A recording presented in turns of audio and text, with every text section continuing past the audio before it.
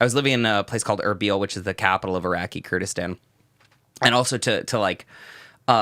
I didn't have any money to fund this book, so I just had to get jobs everywhere that I was. What kinds of things did you do? Oh man, I was the way I got out of the United States was I just Googled jobs in Iraqi Kurdistan.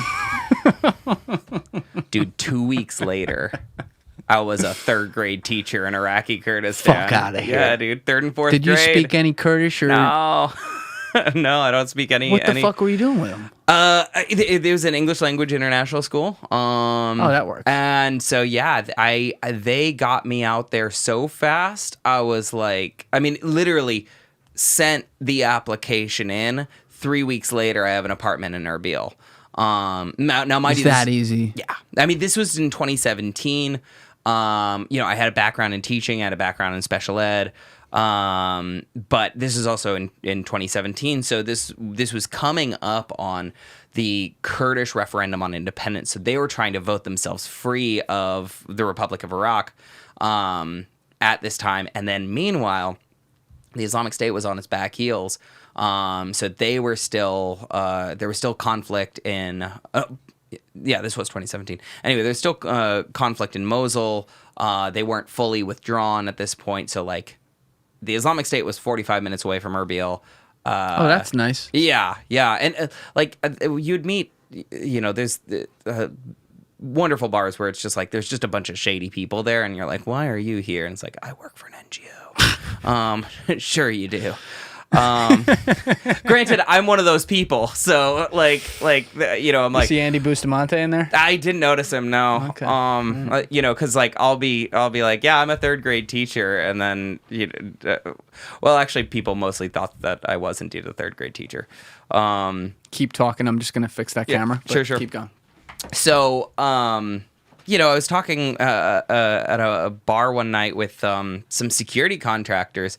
They're English security contractors, and they were working in Mosul. And I was like, what do you guys do every day? And the one was defusing bombs that were left behind by the Islamic State, and the other one was he was an Overwatch sniper, as far as I know. And I asked him, how do you where do you live? And he's like, oh, same building as you. And I'm like, oh, so do you just like commute to Mosul every day? And he was like, yeah, like we carpool.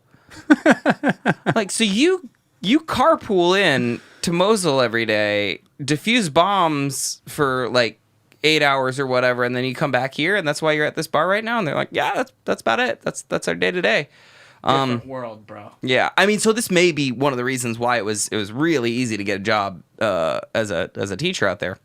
Yeah, I'm gonna put a video in the corner of the screen, by the way, just for people to get an idea of what they were going to. This is from Vice, but it's behind you on the screen there, right now. Oh yeah. This is a drone of Mosul, and this is actually probably around. Yeah, this is like 2020. Yep. So this is where they were going every day. I used this at the beginning of the intro with episode 117 with Ryan Tate because he was in this whole area and everything. But yeah, I mean, this is well, it's an interesting area too to be writing about it, but not to be an on the ground war correspondent, and to be working in the area, but not to be an NGO worker, because my goal with this book was that I was sick of writing about how the world was tearing itself apart, and I was really astounded that the world can actually come together in new ways. Like, it is kind of inspiring, in spite of the chaos that comes from it. It is kind of inspiring when millions of people just decide to self-determine, and they are like, we're gonna draw a line on a map collectively. And that's a superhuman story, because we all live between these lines and maps. Yes. They were all drawn at one point. I did my Peace Corps service in northern Albania near Kosovo, which is also in the book. Do you care if you take the small detour and just explain how you got into the Peace Corps? Oh, and what yeah. that was? Yeah. I just want to have that context for people. Sure. The way I got into the Peace Corps was I just sent in a really long application.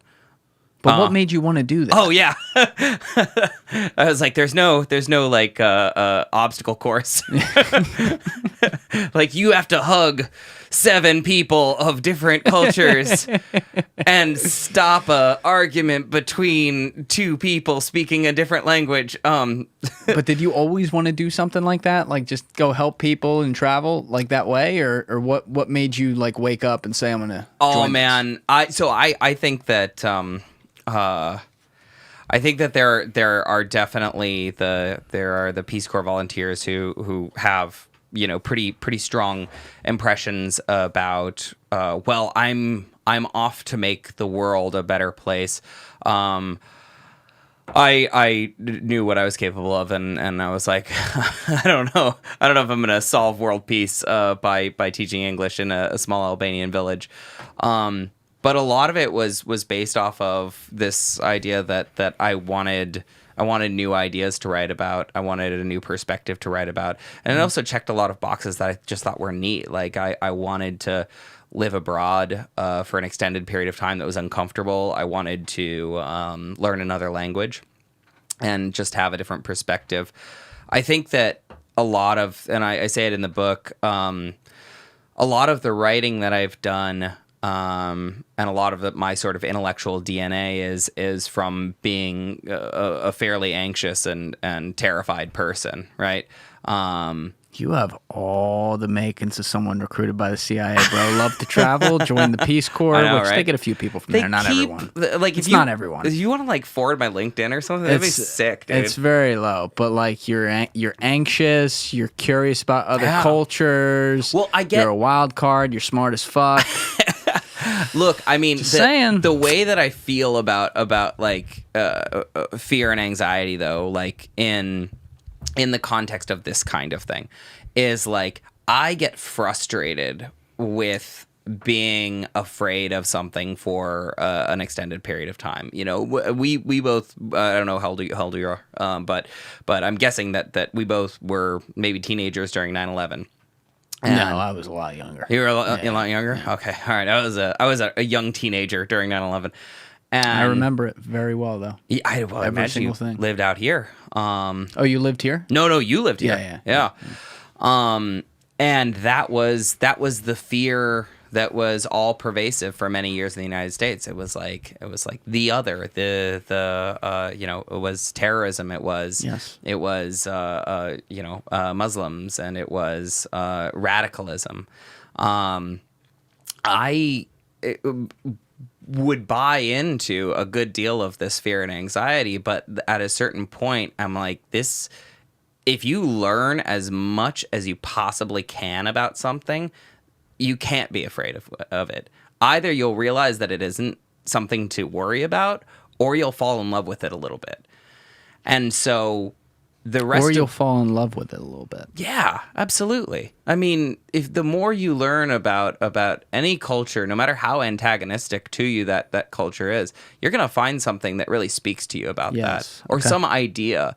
You'll find something that you can take on board. And I feel like in my early life, the outside world, outside of Southern California, was this really, really frightening place, and I was frustrated with that. And I was like, well, the best way to expose myself to the outside world is to take a leap into the deep end and be like, now I live in a developing country, in a developing part of a developing country outside of my native language, and I'm here for 2.5 years.